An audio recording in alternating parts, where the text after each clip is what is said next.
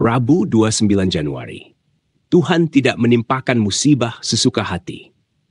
Di seluruh Alkitab, Tuhan berulang kali menunjukkan kegairahannya yang memihak kepada orang yang tertindas dan melarat, serta kemurkaannya yang adil terhadap para penganiaya dan penindas.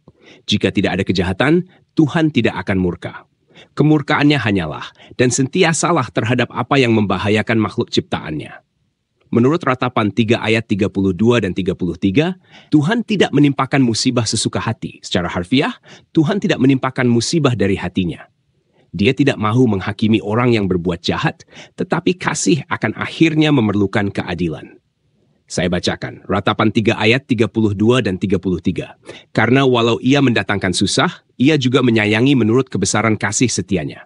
Karena tidak dengan rela hati ia menindas dan merisaukan anak-anak manusia. Kebenaran ini digambarkan dalam berapa lama Tuhan terus-menerus mengampuni umatnya dan berulang kali memberi mereka peluang untuk bertaubat dan berdamai dengannya. Berulang kali Tuhan memanggil umatnya melalui para nabi, tetapi mereka enggan mendengar. Lihat Yeremia 35 ayat 14 hingga 17, Mazmur 81 ayat 11 hingga 14. Baca Ezra 5 ayat 12 dan bandingkan dengan Yeremia 51 ayat 24, 25, dan 44. Apakah yang dijelaskan oleh hal ini tentang penghakiman yang menimpa ke atas Yerusalem melalui orang Babylon? Lihat juga 2 Tawarik 36 ayat 16. Ezra 5 ayat 12 berbunyi, tetapi sesudah nenek moyang kami membangkitkan murka Allah semesta langit, mereka diserahkannya ke dalam tangan Nebukadnezar, raja negeri Babel, orang Kasdim, yang merusak rumah itu dan mengangkut bangsa itu sebagai tawanan ke negeri Babel. Yeremia 51 ayat 24, 25, dan 44 berbunyi, namun aku akan membalaskan kepada Babel dan kepada segenap penduduk negeri orang Kasdim segala kejahatan yang telah mereka lakukan terhadap Sion di depan matamu sendiri. Demikianlah firman Tuhan. Sesungguhnya, aku menjadi lawanmu, hai gunung pemusnah. Demikianlah firman Tuhan, yang memusnahkan seluruh bumi. Aku akan mengacungkan tanganku kepadamu, menggulingkan engkau dari bukit batu, dan membuat engkau menjadi gunung api yang telah padam. Aku akan menghukum dewa Bel di Babel, dan akan mengeluarkan dari mulutnya apa yang ditelannya. Bangsa-bangsa tidak akan datang lagi mengalir kepadanya. Tembok Babel pun sudah runtuh.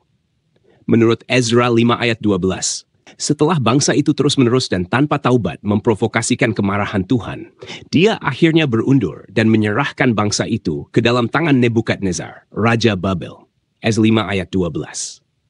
Tetapi Tuhan berbuat demikian hanya selepas tidak mungkin lagi ada pemulihan. 2 Tawarikh 36 ayat 16. Dan Tuhan kemudiannya menghakimi Babel karena kemusnahan yang berlebihan yang ditimpakannya ke atas Yehuda. Yeremia 51 ayat 24, 25, dan 44. Bandingan dengan Zakaria 1 ayat 15.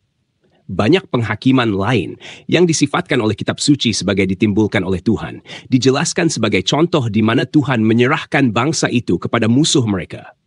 Hakim-Hakim 2 ayat 13 dan 14. Mazmur 106 ayat 41 dan 42.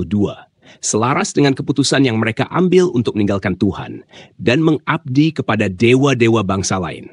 Hakim-Hakim 10 ayat 6 hingga 16. Ulangan 29 ayat 24 hingga 26. Kemarahan Tuhan terhadap kejahatan yang akhirnya akan memuncak dalam penghapusan semua kejahatan untuk selama-lamanya, berpunca dari kasih-Nya kepada semua manusia dan dari keinginannya untuk kebaikan muktamad bagi alam semesta, yang dengan sendirinya mempunyai kepentingan dalam seluruh persoalan mengenai dosa dan pemberontakan dan kejahatan.